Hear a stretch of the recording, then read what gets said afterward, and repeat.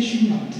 Jade, pendant sa formation, elle a quelquefois eu des difficultés dans son accompagnement pendant ses stages.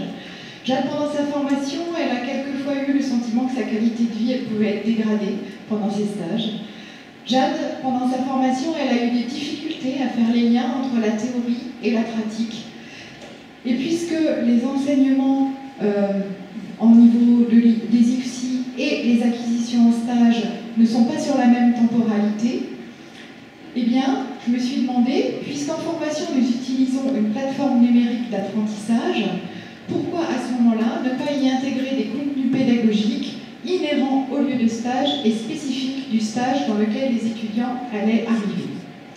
L'objectif de mon étude consistait donc à vérifier si l'utilisation d'un dispositif numérique pendant la période de stage permettrait aux étudiants l'immersion cognitive, favorisant l'alternance intégrative grâce à un apprentissage juste à temps, géré, centré, guidé par l'étudiant lui-même au moment où il en a besoin, tout en contribuant à l'auto-évaluation de ses apprentissages. J'ai alors créé un parcours de formation en ligne avec une collègue et les tuteurs de stage pour que les étudiants puissent l'utiliser.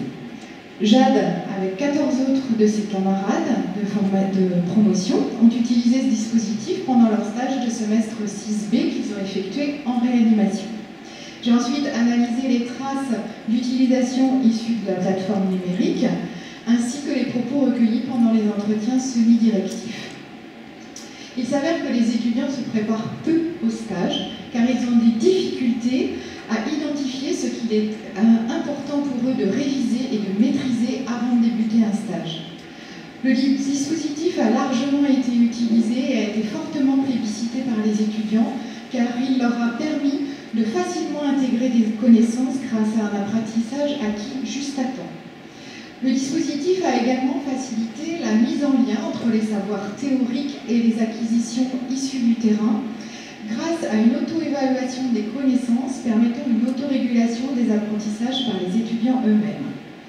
L'auto-évaluation est cependant peu réalisée car les étudiants ont des difficultés et il faut les accompagner dans le développement des habiletés métacognitives à s'auto-évaluer. Reste alors pour nous, en tant que formateurs, à inscrire l'auto-évaluation dans nos pratiques pédagogiques, à poursuivre le travail collaboratif avec les tuteurs de stage pour inclure ces parcours de formation en ligne dans la préparation au stage et inclure ce type de dispositif dans les habitudes des étudiants.